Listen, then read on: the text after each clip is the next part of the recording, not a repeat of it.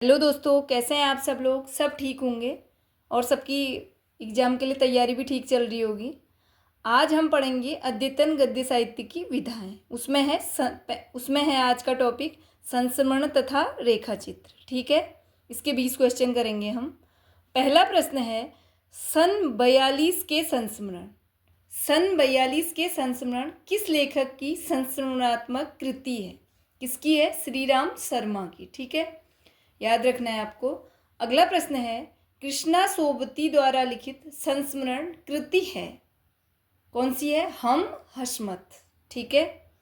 अगला प्रश्न है, कुछ आप बीती कुछ जग बीती संस्मरण के लेखक हैं। किसका संस्मरण है?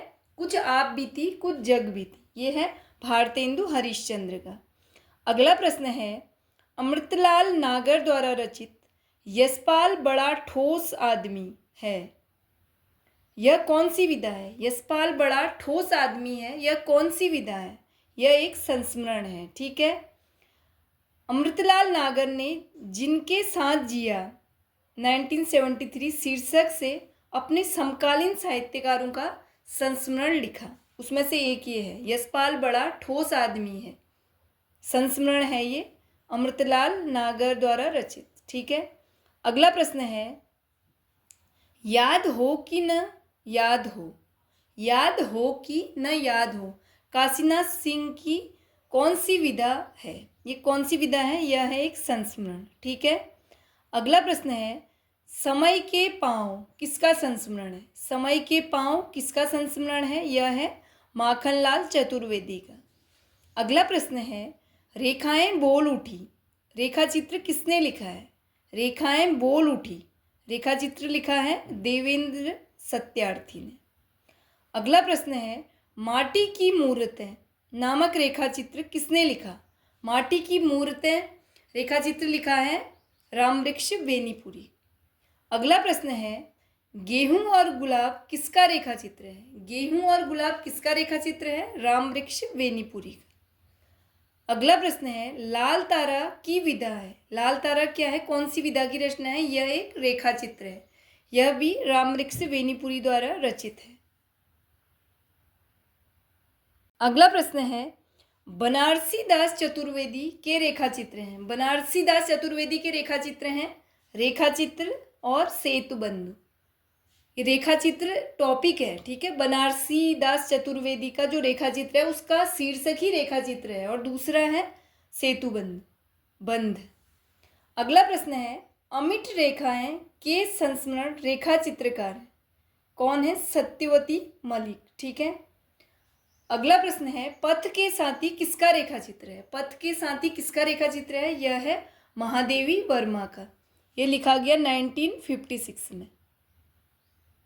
अगला प्रश्न है, स्मृति की रेखाएं रेखांकन के रचनाकार हैं। स्मृति की रेखाएं किसने लिखा? यह है महादेवी वर्मा का। अगला प्रश्न है, महादेवी वर्मा द्वारा लिखित पथ के साथी में किस साहित्यकार का संस्मरण नहीं है?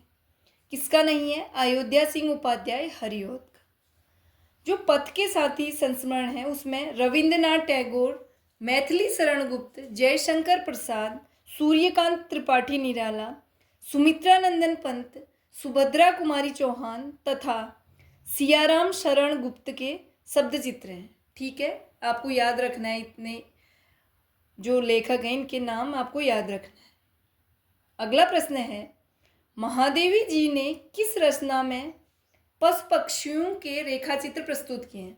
महादेवी वर्मा जी की कौन सी रचना है जिसमें उन्होंने पशु पक्षियों के रेखाचित्र प्रस्तुत किए हैं? वह है मेरा परिवार, जो लिखा था 1972 में। ठीक है। अगला प्रश्न है, महादेवी वर्मा का गौरा गाय किस विधा की रचना है? महादेवी वर्मा का जो गौरा गाय नाम से विधा है वो किसकी कौन सी रचना है? किस विधा की रचना है? वह है रेखाचित्र। ठीक है। अगला प्रश्न है, मंटो मेरा दुश्मन किसका संस्मरण है? मंटो मेरा दुश्मन संस्मरण है उपेंद्रनाथ अश्क का। अगला प्रश्न है, वे दिन वे लोग किसका रेखाचित्र है? वे दिन वे लोग रेखाचित्र है शिव पूजन सहाय का।